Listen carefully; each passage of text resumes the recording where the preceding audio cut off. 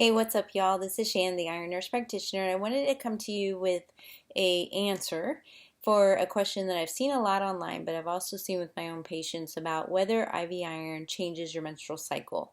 So I could only find one very small study that was done in 2016 out of Turkey that showed that of approximately 150 patients, that about half of them had menstrual changes when they received IV iron.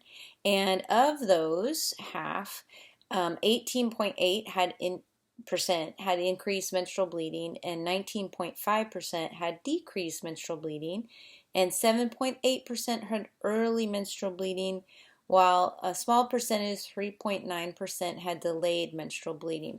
So half of them did have effects on their menstrual bleeding, but why could that be? So I wanted to look at the hormone balances, obviously, because they play a role in your menstrual bleeding. And it does look like that, well, first of all, that iron is stored in the liver, and liver plays a huge role in decreasing excessive amounts of estrogen. And it's thought that if there's a lot of iron in the liver, that it can possibly um, lead to much more amounts of estrogen, leading to heavier, more prolonged bleeding.